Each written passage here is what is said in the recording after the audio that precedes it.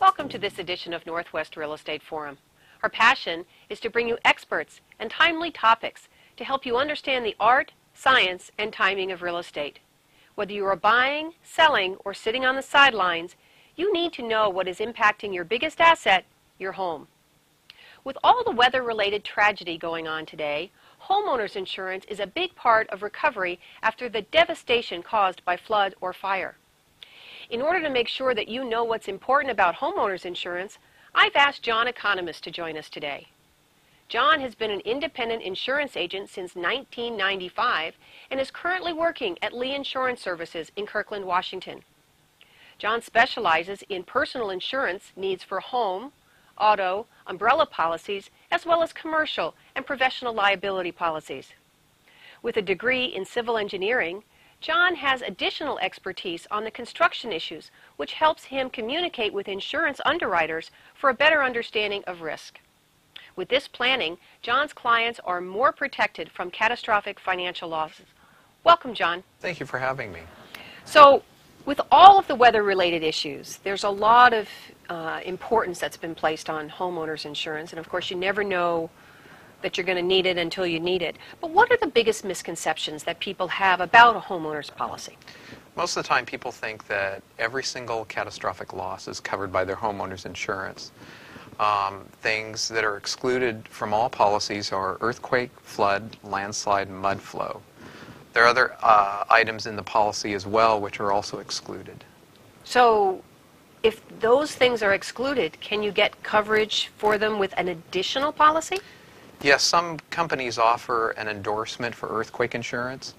The only way, though, to purchase flood insurance is to actually purchase a flood insurance through the National Flood Insurance Program.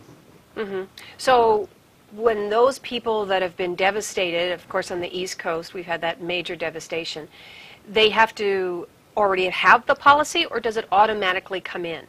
No, they actually have to purchase the policy, and the way it works is the area where they live in has to participate in the National Flood Insurance Program. If they do not, they can't purchase it unless they purchase it through an outside vendor like Lloyd's of London. Well, boy, I didn't realize that. So when somebody goes to get a homeowner's policy, what do the insurance companies check for? Things they check for are prior losses, and they also check credit, because credit history has a determining factor of the number of losses that somebody would turn in. So when you say loss, what does a loss mean? A loss would mean a loss where the insurance company pays out on a claim, whether it be a fire, a theft, or a water damage claim. Mm-hmm. So if somebody had a problem with a water damage, so their washing machine overflowed, and they call the insurance company and the insurance company pays, that's considered a loss for the insurance company but a gain for the... Correct. That's a loss that would show up on what's called a clue report. Oh, the clue report. Okay. Now, what are the biggest red flags? Now, you sort of mentioned prior loss, but are there any other big red flags for insurance companies when homeowners go to apply? Things that they look for, of course, are key things would be credit and prior losses, and the other issues they look at is the age of the home and updates to systems. So how do they find out about the updates? Do they look at tax records? Do they ask you as the broker to go and visit? How do they do that? As the agent, we're the first line of underwriters, so we need to ask a lot of questions when we write the initial policy. If it's an older home, we try to get as much information from the insured on updates. Sometimes we'll talk to the real estate brokers. Hopefully they have any information on updates. We also look at the county records for permits to see if any permits have been pulled.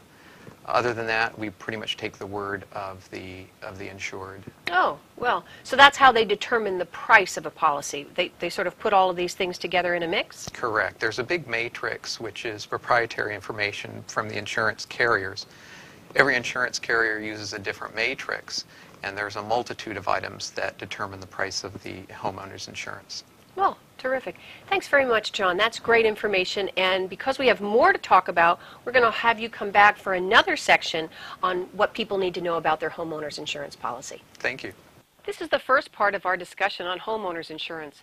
Hopefully, you learned some important issues about homeowners insurance and how it can help protect you from catastrophic financial losses.